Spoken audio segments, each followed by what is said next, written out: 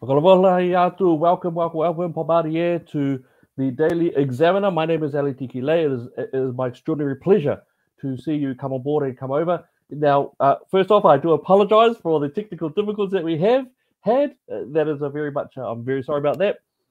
And I just am very excited that you are here. I hope that you've been sharing this. This is coming from the front line. One of the wonderful things that we have been able to do is to really chat to people who are discussing. Now, also, in terms of yourselves who are connected to the main pages, then please put in comments, ask questions. More than happy to get involved and have some discussion on it.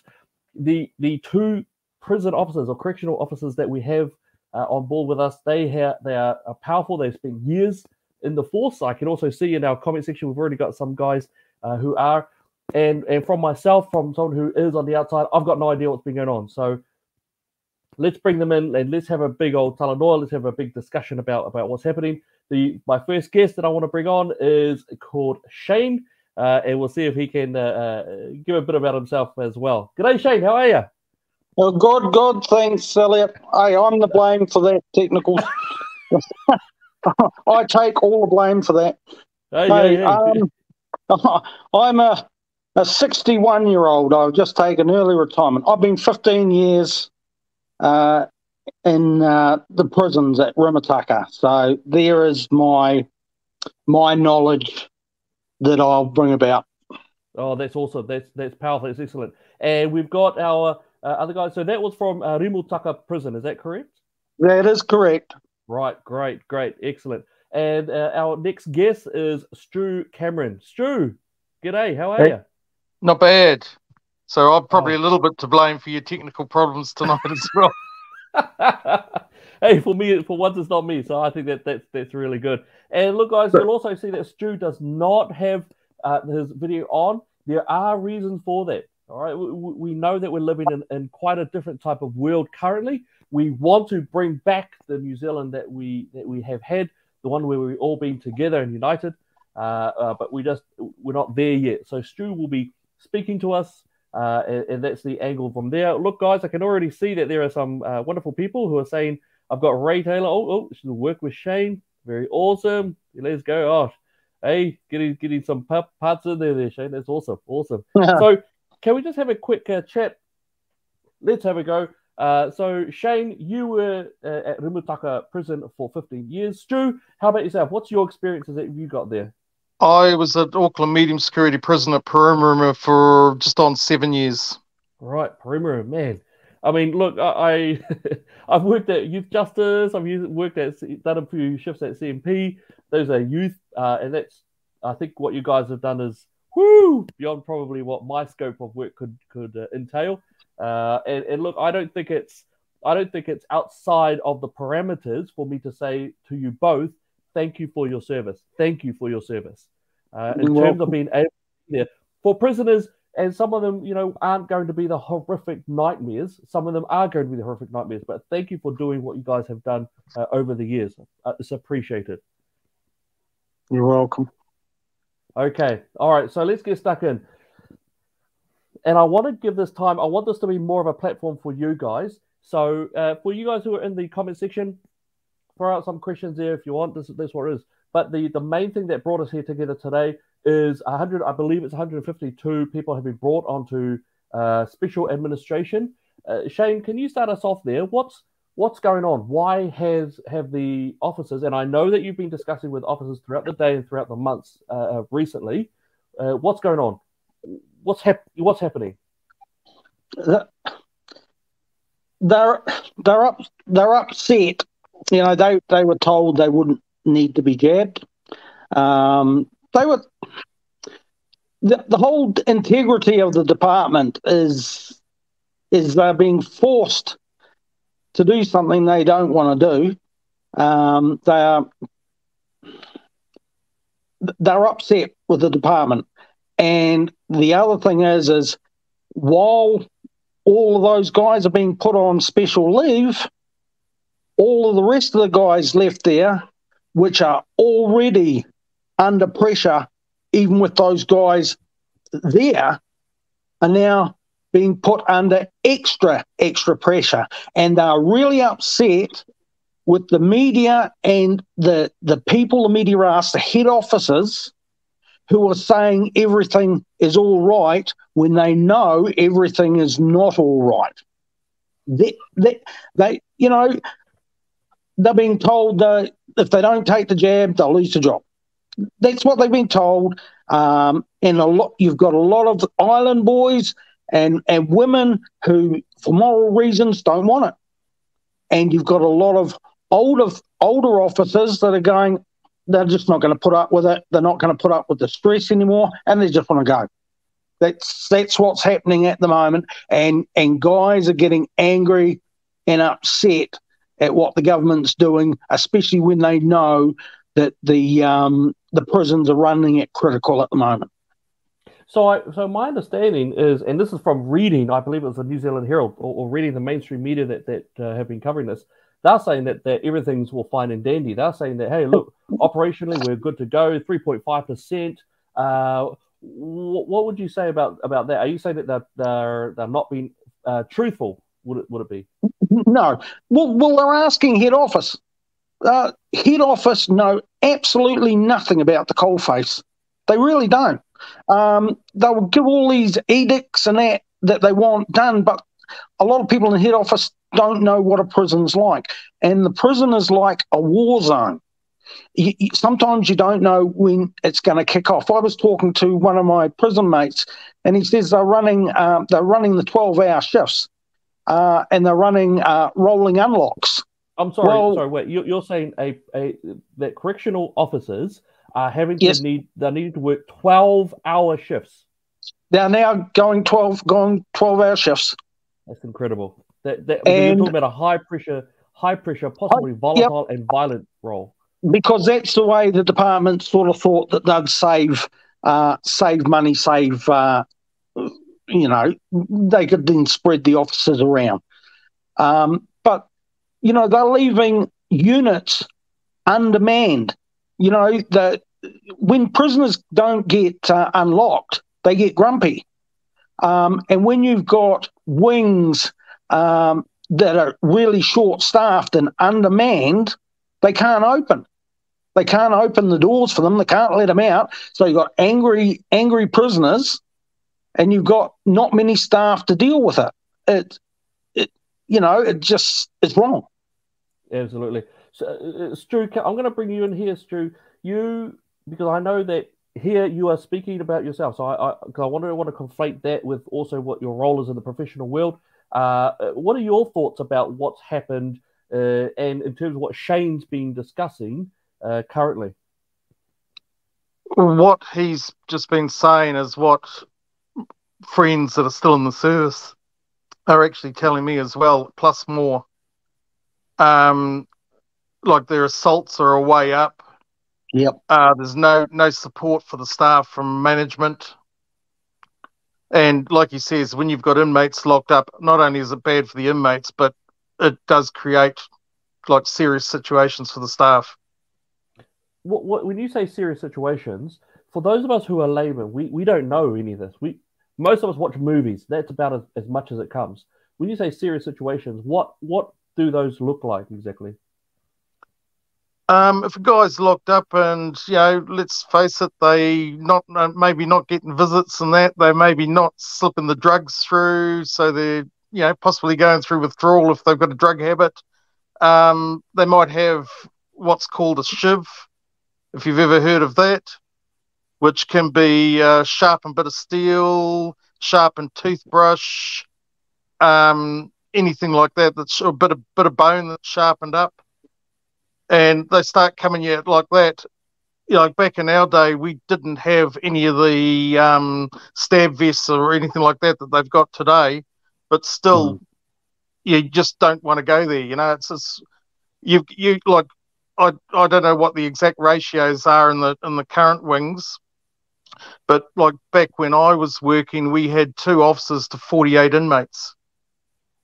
Wow. And when it cracks off, it's back to back, and you hope that guy that's looking at the camera is doing his job right. Right, Shane. I noticed a couple of moments there when you were hardcore shaking, nodding your head. when Stu was bringing up things like assaults and serious events. What have you seen? In terms of them, in terms of the guys being locked up, for donkeys when they have to be restricted in them. I believe they're called restricted runs. Is that what the sort of lockdown? Yeah, running restricted. Running restricted, which means that if you haven't got enough staff, you keep the wing locked. That means they can't get out for exercise periods.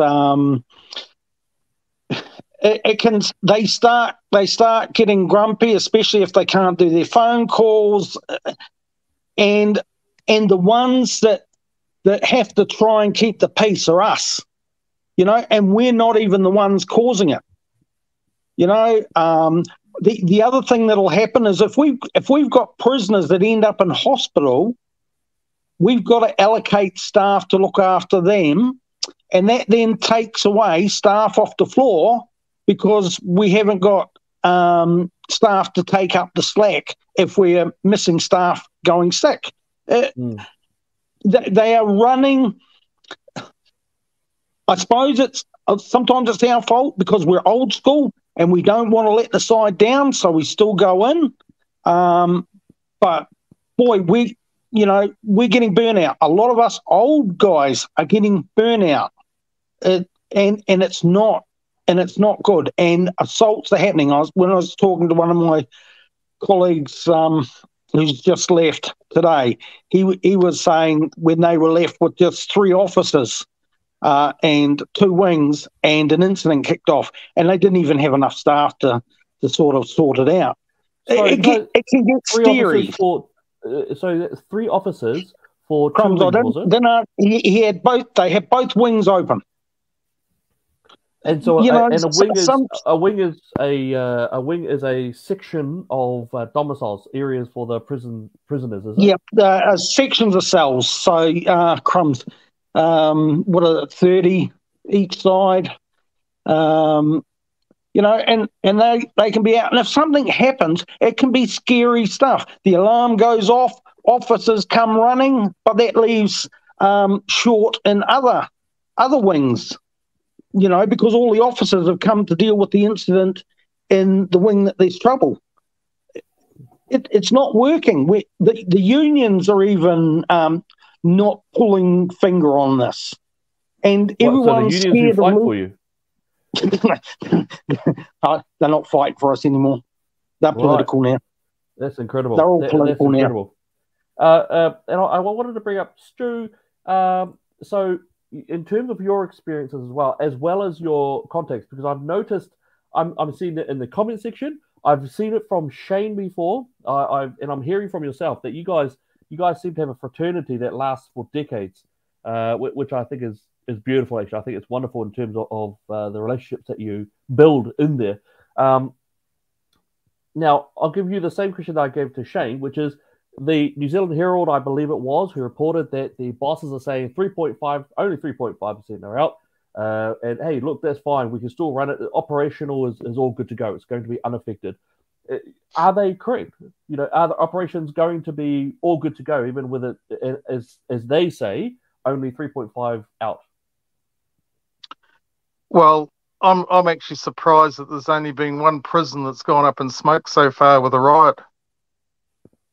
It's like we were sitting back with the old boys, shall we say, sitting back looking at Waikuria and shaking our heads, going, that would never have happened in our day, because within a minute or 2 we had the staff to go in there and deal with that. The fire hoses, batons, we would have gone in and sorted that, and it would never ever have got to the stage that it did. But of course they're understaffed, they've got no support from the management. And can you believe anything the Herald actually prints? Well said. well said. I want to get from you guys. I'm really feeling. Look, I'm seeing it in the comments as well, and I'm really getting a real strong sense that there's a lot of actual pain in here. That there seems to be such a deep amount of resentment that it's actually emotionally painful. Am I picking that up correctly? That there's such an amount of resentment, hurt. I'm also hearing a bit of hurt here, and I don't know where that's coming from. But am I correct, or am I just barking up a tree? Shane, is there a sense of betrayal somewhere along the line here? Because that's what I'm seeing in the comments, and that's what I'm hearing from you and from Stu, even though he's been out for years. Yeah, there is a betrayal. That Spring Hill thing, if it was left to the officers to deal with it, it would have been shut down within hours. But as soon as managers and the PC sort of brigade get in, then it just keeps going for ages.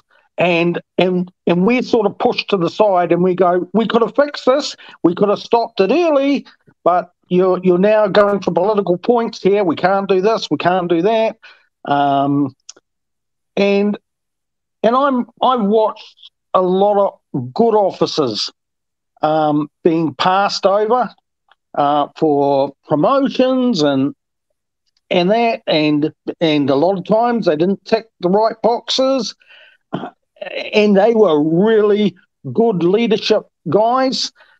And there was a lot of hurt. There was a lot of hurt within the department. There's anger at managers because they're not sticking up for the staff, the very coalface that have to deal with stuff. They're listening to all the political, because every level going up is covering their butt, and they're wanting to follow what their political leanings and leaders are saying, so that they don't lose their jobs.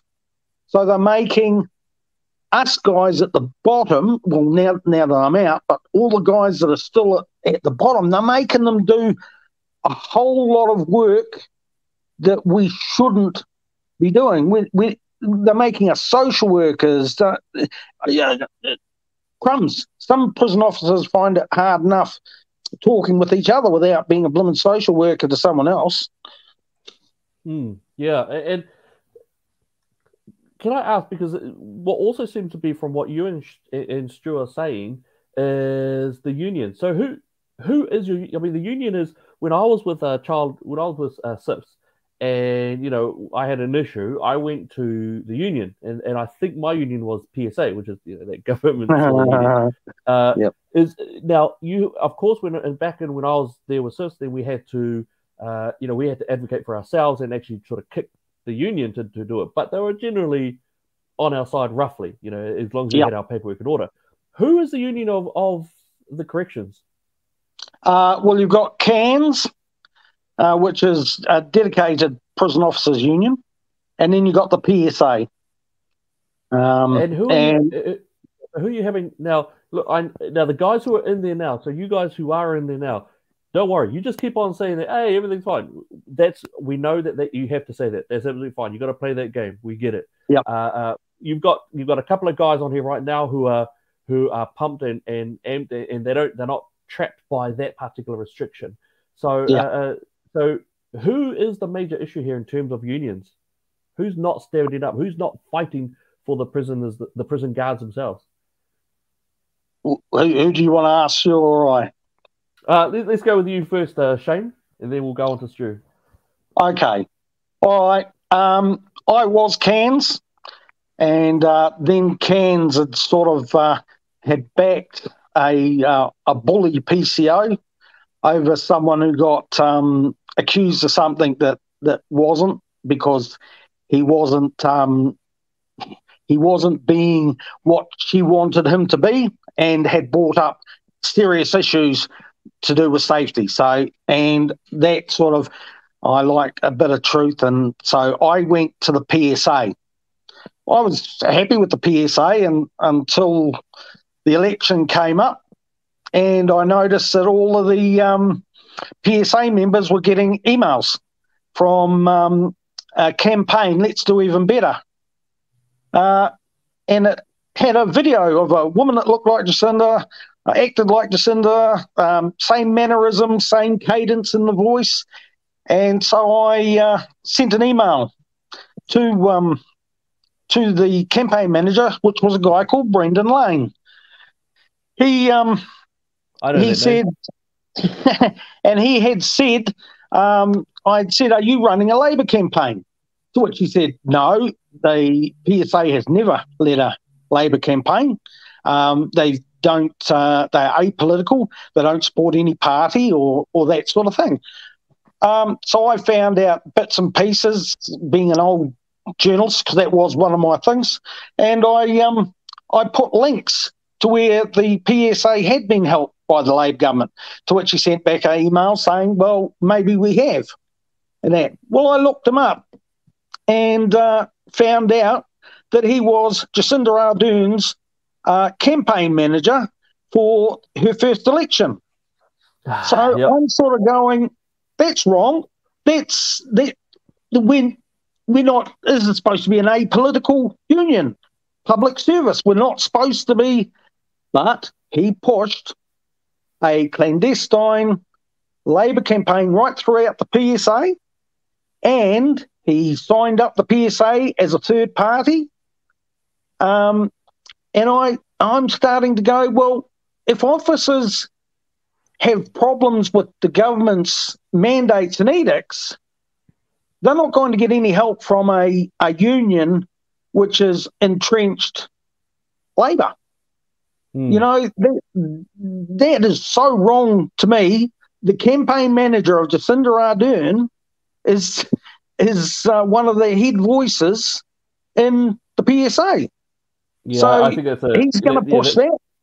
It's absolutely, yeah. I find it a severe conflict of interest, but I'm not sure what their rules are. Stu, so you've been hearing that. What are your thoughts about the union? Do you think that they're sticking up for the prison guards? Now, I apologize, I might be saying this totally wrong. Or is it correctional officers? Should I be saying that?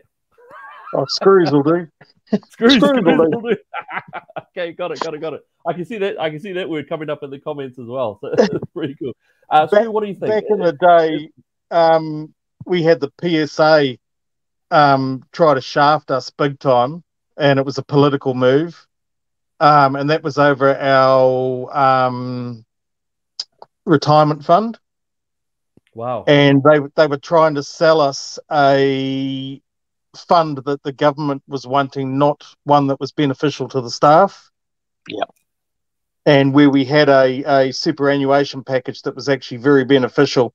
And it was only like at our prison and at main perimeter, like maximum security, and Waikaria prison were the only three. Oh, and sorry, Dunedin prison were the only 4 prisons in the country that actually rejected it. But it was been very politically pushed. So Right. nothing's really changed from what I can see. Right.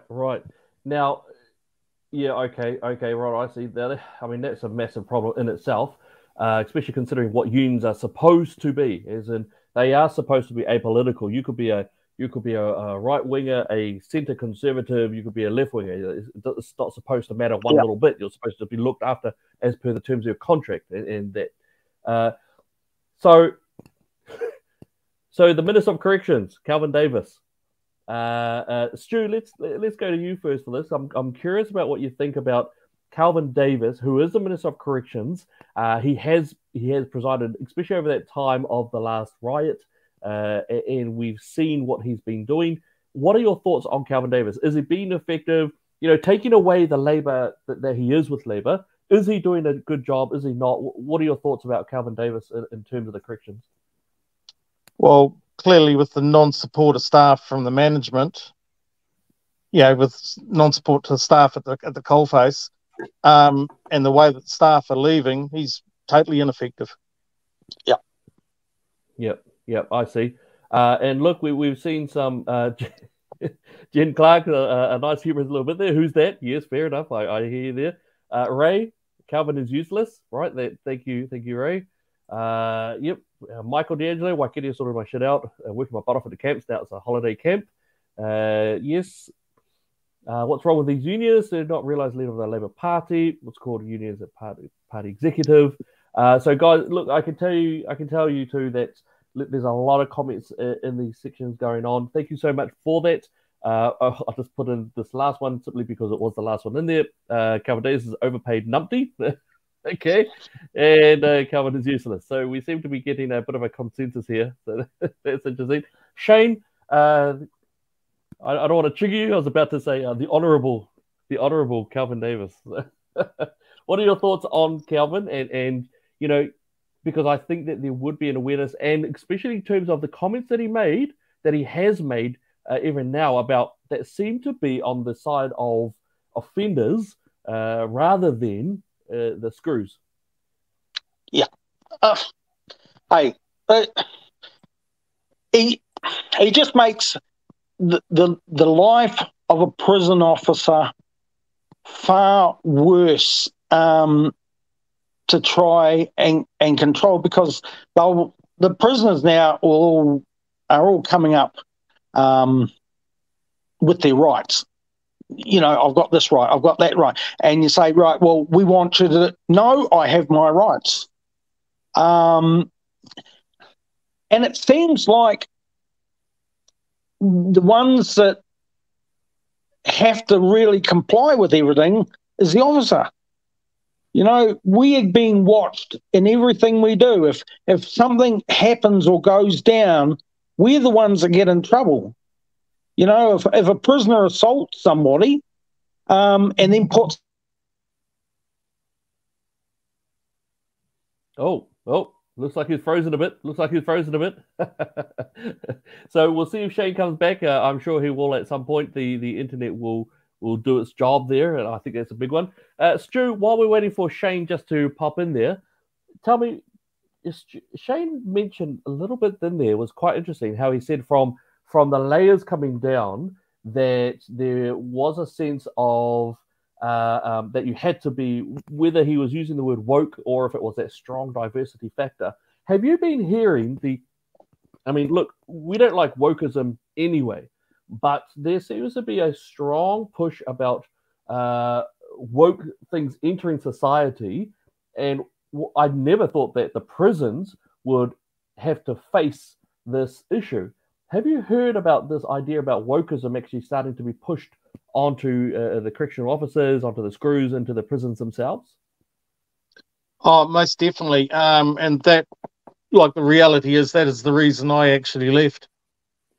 Right. Like all those years ago, it was starting to be introduced then, and the writing was on the wall that you were going to be restricted in how you could do your job. Right. Do you have any examples of that? Now, Shane's given me one earlier, and I'm hoping that he gets back so that he can tell us a few of them. Oh, there he comes. There. Oh, sorry, it is. Someone right. tried to ring me. Oh, no. Hey, screws in IT. Awesome. Hey, it must be somebody saying, "Shut up, Shane, shut up." Oh, true. We were just on to, so we were just talking, and I want to come to you after this. So Stu was just explaining that, in actual fact, one of the biggest reasons why he left the service was because of wokeism, or the ideological push into prison. So, yeah. So, oh, looks like Shane's got a few to say. So, Stu, do you want to carry on? You carry on there, Stu, as to what you've seen and what you've experienced. Well, like a perfect example would be like where an inmate had stepped me out, and you ended up with a one-on-one on him, and he ended up like with one good blow. I opened up his forehead and basically blood everywhere. And then I had to take him up to medical. And the first thing that he asked, like the nurse asked him, was, "Has this officer assaulted you?" And it was like pretty much at that point that I decided, hey, it's time to get out of this job. So you're saying that the prisoner was asked if you had assaulted him? Yeah, when he'd actually stepped me out. That's incredible. And that's when you decided, no, that's it. And pretty much that was on a breakfast parade with 48 inmates in the wing and 2 officers in there with them. Wow. Is this the sort of ratio that was sort of, that's an incredible ratio. Yeah, basically 24-to-1 ratio. And like, I had to stop that real quick. So that's why he got treated like he did. Yeah. No, I approve. I think that you have to. If you've got a 1 to 24 ratio, and it's not like a normal 24, it's 24, and a lot of them will be hard-bitten criminals, even some of them younger ones, are trying to make a name for themselves. I think that's quite shocking. Incredible. Shane, you you've mentioned to me, I remember last year you and I had a discussion, and you did bring up something that did. I just shook my head. But what have you seen? What have you experienced in the prisons as to what's going on in terms of the ideological push going in there? Okay, there's a person in the comments, and she'll back me up on this. They had the Rainbow Week, and right in the gatehouse, right in the, where it should be a neutral public ground for everybody, every officer, no matter what denomination, ethnicity, or blimmin' curio or what. It should be a blank space where you could walk into your work area and not be confronted with anything you may disagree with or that. But they doled up the whole of the front gatehouse with rainbow stuff. And we had officers coming in, looking, and they go, I don't agree with this.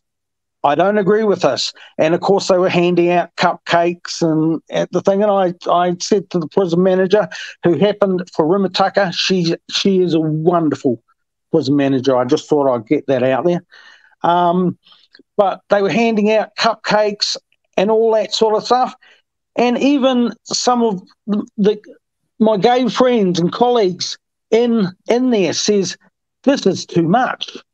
They're aggressively promoting Pride Week and that, when most of us gay folk just want to be normal people, not out there sort of pushing everything.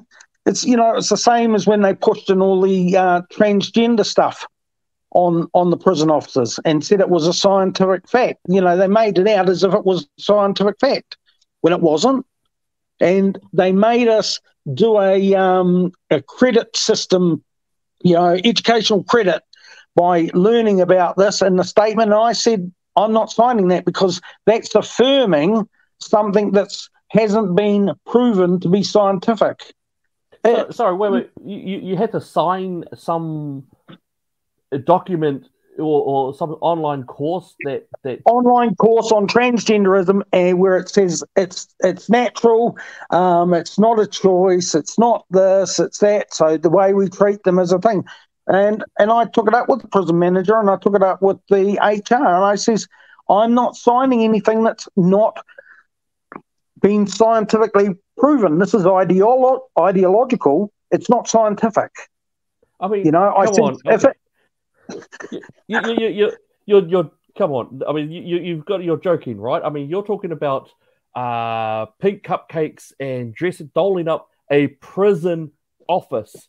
A prison office where you actually, to a degree, you need to have that steel thought, that mental strength in you to be able to do that. And they're handing out cupcakes and making you do what, diversity or transgenderism? No, we had done the diversity. We had done the diversity training on. That was part and parcel of getting, of our education sort of thing. But we had the Korowhai, which has the sex offenders, just up the thing, and they were running the manager of that was running a rainbow flag up the state flagpole, and we were going, what the? It's become, people are too scared to sort of say. A lot of there was also promotions if you ticked that box, so that they could say, look, we have a gay thing. So the person who got it, I totally know them. They're a great person and that, but it just seems like they're picking people to tick a box to say, look how open we are, look how and people are getting overlooked who should be in those positions. Yeah, no, absolutely. Look, Warwick, thank you very much. Warwick, you've been thank you very much. I am someone who does get popped onto tangents and that, so thank you very much. We'll get back into the agenda item. And that is, of course, the mandates, the fact that now guys are being kept aside because they're choosing of their own free will to not be injected with the Pfizer injection. Stu, let's start with you here. What do you think this is going to do to the other crew, to the other crewmates in the other prisons, their mates beside them? How do you think the mandates are actually going to affect them? Well, if they end up understaffed, I would say it'll drive the suicide rate amongst officers. And that's bloody high, as it is. Yeah, I have not. I haven't seen the suicide rate for officers. So, and I can see Shane nodding his head over on the other side there. Are you aware of screws who have actually killed themselves, who have committed suicide over that? Well, just committed suicide in general, is it? Over the years, I've had 7. Wow. Oh. Yeah. All good men. Okay. Bloody hell. And you've also had people who have died going home from work because they were just too tired. You know, right. Look, the money is sometimes a factor, and when they say, "Look, we've got no one to work, can you stay on or can you work this?" people put up their hand and they go, "Yep, I can do that," but they get tired, and rules start getting broken. Whereas they say, "Oh, make sure you've got a 10-hour break." Well, once everything starts getting tight and they've got no staff, they forget about that rule and they just let people work on. So if these, I mean, these are I believe the number is 152 at the moment. We don't know if that number is going to increase. My understanding is that a lot of them are actually frontline staff as well. So it seems to me that what you guys are saying is that is going to firstly put direct operational pressure on them, on people who are already under pressure to perhaps do up to 12-hour shifts. And 12-hour shifts are hard yakka. And then we've already got a job where you guys have seen, Stu, you've said that 7 of the brothers have decided to leave this place early, that they should, that suicidal factor. And of course, adding that up, increasing the time range of working, then you've got fatigue as well as the constant pressure about, guys, if something's going to kick off, is it going to be assault, a riot, who knows what, and constantly underpinning the day-to-day work that's needing to be done. I mean, is it fair? These vaccine mandates, is this fair? What should happen? I mean, about COVID, what do you guys think? Shane, what do you think? I mean, I know that seems like a loaded question, but I do genuinely want to ask, what are your feelings about the vaccine mandate overall? Well, it's stupidity.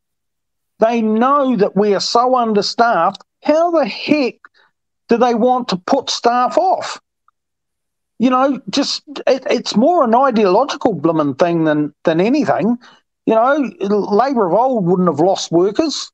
They would have been protecting their workers. This Labor is more of an academic sort of thing, and they don't care about workers anymore. And they can't replace them. Even all the new ones coming in, they're starting online learning, then putting them in a prison. They're sort of graduating and then going, "Oh, hell, this isn't the job for me. I'm not used to getting talked to like this, or I'm not used to being abused," and they leave. My friend who's just retired, at Rimutaka, he says there were 10 caps that arrived within a week of people who had just left, either from vaccination or the job wasn't for them, or they were just getting old. It's the government and all their head officers are lying to us all. They're lying to the public. The prison is hemorrhaging, and they're saying it's all good. It's not. It's not at all. And that puts, at a selfish level, that puts your mates and your brothers and sisters at absolute risk. And that also actually puts not even just the prisoners, that also puts the community who both surround it and where things may come out at direct safety issues as well. I think that's quite shocking. Stu, what about you? What are your thoughts around, we've talked about the pressures that's going to do to the brothers and sisters who are in the service already. What are your thoughts around the vaccination mandates? I mean, should they even be done? I mean, we know that parliamentarians, for example, I believe that they are double vaxxed, but from my understanding, they don't need to be. Why is it? What's the strong push there to make the screws actually get jabbed? Yeah, I just don't understand it. It's like to me, the whole COVID thing. If everyone just refused to get tested, it'd just go away. It's And I think that could be a way forward with it. If everyone in the country just refuses to get tested, the government's got no information. And let's face it, there's very few people die from it. Yeah, that's right. I think what's the I believe it's 99.97, if that's correct, and in terms of the survivability rate. Between sort of 99.78 to 99.9 something, yeah. So it's a very, very high survival rate depending on where you get your figures from. But like you're saying that new officers coming in, you imagine say 5'6", 5'7", fairly fresh out of varsity or something like that, and you go into a front face of a wing. On the first day, you get some big boy coming at you with 2 pool balls and a sock. It'd be a very shocking thing for some of these kids that have been through a woke education system these days.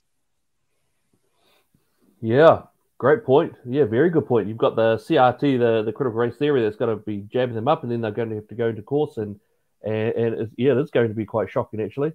I just want to have a quick look at some of the comments here. Barbara, have seen some nasty comments from staff about the unvaccinated stuff. So it does seem to be, there may even be a case where there is starting to be an us-them notion in between the staff members as well. Now, you guys also mentioned about the new guys and how they're going to have to take on online studies. And if you've got guys who are saying, I don't want to have the Pfizer injection, and then if they do get moved on, then suddenly that does put pressure on it. So that's what's going to happen to the staff. In terms of the guys who are maybe going to have to get new people coming in or actually be more short-staffed, what do you think is the real-world future going to look like? And I'm talking about the next 6 months, when these mandates are really taking force and you are going to lose people. What do you think is going to happen within the next 6 to 12 months? Shane, what do you think? What do you think we're going to see in the prisons? Next 6 to 12 months, I think the frightening thing for me is we don't know the long-term effect of the vaccine. And if the vaccine does cause what a lot of people are saying it's causing, you're going to have fit officers might be collapsing or having serious health problems. Who's going to replace them? That can be a very serious aspect of it all. It's a great unknown here. No, you're absolutely right, and it's a cultural thing too. Like, as in Western culture, all of the OECDs, those ones who are pushing it, it would be quite shocking. I can see in some of the comments that some guys are talking about the fact that the Labour Party is probably going to start releasing more and more prisoners. We do know that there's been That's exactly what I was going to say. Yeah. So Stu, what do you think? What are your thoughts about this, and what's going to happen? What do you think? Yeah, I think like you just said, as the staffing levels drop, we're going to hit the revolving door prison system, and there's going to be some seriously evil people released back into society early. I think, I have to say that's just quite extraordinary. Why we're doing it. We know that the bail laws and also the home detention has expanded greatly. I recall the professor of journalism who effectively sexually assaulted an older lady twice went down there, and he got home detention. The person who sexually assaulted or groomed a child ended up having oral sex a few times and engaged in some horrific stuff. It was actually a traitor to my industry, or he was a traitor to youth industry. He got home detention. People have killed and they've gotten home detention. So it does seem to be that this particular government is pushing out there. I think we also have He Puapua, and I know that He Puapua is a document which is saying that you need to get rid of prisons overall. In terms of what you guys have seen in the prisons, yes, all prisoners, or most, if not all prisoners, are victims themselves at some point. Do you think that we should be letting most of these guys back onto the street to just join society, whether or not they have reformed or been rehabilitated? What do you think there, Shane? I've always likened a prison to a pirate camp. You know, full of pirates. You got nice pirates and you got the nasty pirates. The nasty pirates always pick on the nice pirates. You know, they take all the nice pirate stuff. The crumbs. I remember us saying, many warnings go unheeded, but the blueness of the wound brings back remembrance. And quite often, a lot of these guys are going through the courts, they're getting told, naughty boys, slap, and then going out and they do it again. Naughty boys, slap, go out, do it again. Naughty boys, slap. But then all of a sudden, they end up in the courtroom and the judge says, you've done this enough times, prison. And sometimes prison is a place for them. It's like even all the classes they give them, unless they want to learn, it's pointless. And you got some guys that are just in there to rule the roost and make a name for themselves. They're not interested in anything else. I wouldn't let them out. You know, they're not the sort of people you let out. Yet there are the guys that put in the effort and want to make the change. Those are the sort of guys that you go, you know, I think it's time for you to go because you've sort of made it possible for all us to see that you're a changed person. But there are a lot of guys in there that they don't want to change. Yet they're going to be let out. Yeah, shocking. Stu, so what about yourself? We've got the mandates that are coming. We've got the staff are getting more and more under pressure. Absolutely building up heavily themselves. We are probably not going to be able to manage a population. I believe the population muster is currently at just over 10,000. What do you think? Should we be releasing some of these prisoners? And the political argument will be made, no doubt, of either extending home detention or obviously just allowing those with what they refer to as lower offences just to gap it, maybe get fines. What are your thoughts around that? My personal thoughts on prisons is that they're not a place for reform. They're a place for incarceration. I've never seen an inmate be reformed by the system. The only time I've seen inmates reform is when they make a change within themselves. Now, it's quite interesting. I don't know what it's like right now with the prison population, but when I was in the job, you would have your Maori and Pacifica inmates. They would, at about sort of late 20s to early 30s, they would start making a change within themselves because they seen their kids starting to go off the rails and realize they need to be out there and they're more family orientated. Whereas the white boys, they tend to go right through into their 40s and 50s and be hard asses. And, so it's, don't try and reform these guys because when they're ready, they will reform themselves. Right. And maybe the street is not the place for them, It's like the 3 strikes been repealed this week for sexual offenders. That's that's what we need, more sexual offenders on the street. Yeah, that's a good one. That's actually a good one to bring up. In terms of yourself and the other guys, what are your thoughts about the 3 strikes law overall? Do you think it's been a good thing for the community?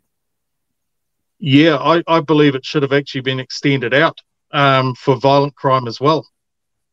because you've got people that are just not prepared to live within the mores of society and reoffend. You've got to hit a point where you just say, well, hey, guy, you're not going to ever be a productive member of our society. It's chuck you in this blooming cage here, and that's your lot for the rest of your life. Yeah. And there are people like that in our society, unfortunately. Shane, what do you think? Do you think that the three-strike laws, were they a good thing? Should we be keeping it? What are your thoughts there? The three strikes law, yeah, I suppose it's very much like, the airports. If you've got drugs on you, the Asian airports, if you've got drugs on you, put them in this box and then you can move forward. But if you're caught with them, this is the penalty. And I think the three strikes law is basically that.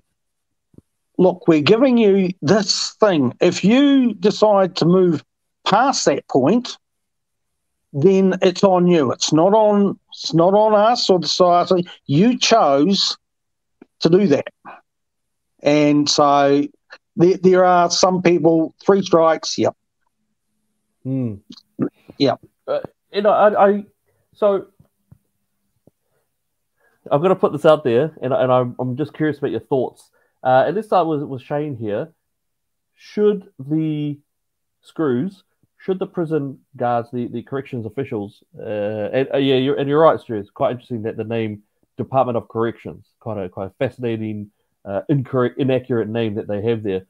Shane, do you think that the guards should march? Do you think that they should protest against these mandates and basically say, no, get stuff? We either get to choose to say what goes into our body as per the Nuremberg Code, or what? What do you think that they should do in terms as a reaction to these mandates? As a reaction, I would say choose a day, sick day, every officer. Every officer, take a sick day.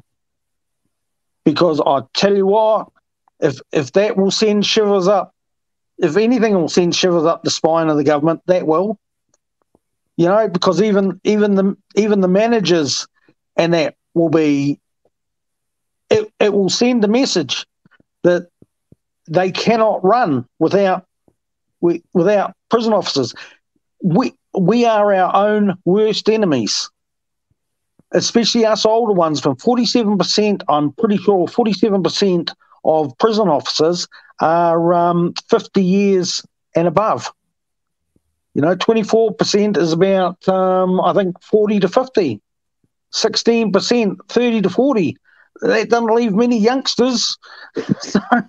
So it's if we all went, if I was still there, if we went and took a complete sick day where nobody turned up, the prisons would burn. The prisons would burn. There'd be riots. I'd feel for the poor guys that probably thought that they weren't going to take a sickie. But, the message has to be given to the narrative that the head officers are giving the government, that they're saying it's all good. It's not. It's not good. Not good at all.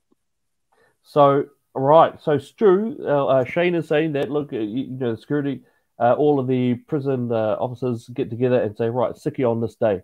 And in a sense, that seems to be a bit of a strike from the union as well. That's the subtext that I'm hearing anyway. What are your thoughts on that? What do you think that should be the reaction to the government trying to coerce the prison officers to take the Pfizer adventure? I'd go further than that. Just walk off the job. Prison officers did that once before. Government had to bring armed services in to try and run the prisons. They're not trained for it. It was a total stuff up.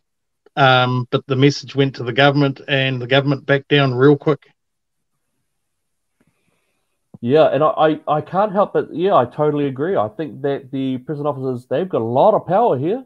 And I'm reminded of that old movie, what was it, Bug's Life, where, I don't know, the cricket or the whatever it was, they subjected the ants to great fear until the ants realized, actually, no, we're stronger than these guys. I think that prison officers hold such an amount of power that they don't even know it. And I think perhaps there seems to be such a severe, possibly institutional disconnect between the brothers and sisters in the service and the union leaders. And it sounds like possibly even those guys, or most of the ones who are just above you in terms of hierarchy. So what's up? What's going on? Have you discussed this with the unions? Has this been discussed with you? I know you can't say too much, but Shane, has this been discussed with the unions themselves? Oh, look, this has been, some guys have gone in, when they, about the COVID shot. And the unions guys been with them. They know that it's sort of powerless because it's sort of like the unions are now well entrenched in bed with the government. So the unions are going to make sure that their members do what the government is asking. It's now got past all of that. The unions are going to help me. That it's not. They are fully in bed with the government, and they've really got no. They got no push with the government anymore. They'll just go for, we'll get you higher wages, we'll get you this. But when something moral and this deep comes about, they go, we're just going to side with the government. That's just incredible. Look, look, we've gone 2 minutes over time, but I think this has been actually a really powerful chat. I can tell you that the comments have just gone off the hook. And a lot of them are in discussions there. I'll bring up this one. Ben Stanley, Shane, back in 2018, 16 staff with 700 years over experience retired at the Christmas thing at Pare. Then after that, the average was under 3 years experience. You've got a lot of comments in there about unions that, in terms of that. And it looks like that you guys have got a lot of friends in there. And this is from Victoria. Victoria Bryan, look at the largest union in Australia, which sided with the vaccine mandate for tradies, and that's absolutely right. So currently, at the moment in Australia, their union has been attacked by the members because they've decided with the current government, Dan Andrews. So it really does seem to be that the strength of the pushback will be from the front line. It will be from the people themselves, and perhaps that is always the best way. Maybe the unions need to be cleared out and allow for the guys at the front line to take it over again. That's what I think. Now, look, the final comments, Stu, I'll start with you. Any final comment that you'd like to pass on to the audience, to the people out there about the vaccine mandates, about whatever's happened in the prisons? What would you like to say? I'd just like to say to not just prison officers that are listening out there, but everybody, push back against the vaccines.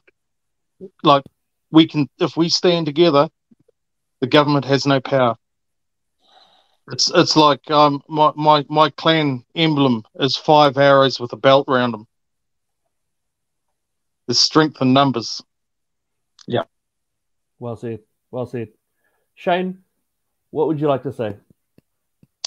I'd like to say, look, I've spoken to lots of police who feel the same. I've spoken to nurses who feel the same.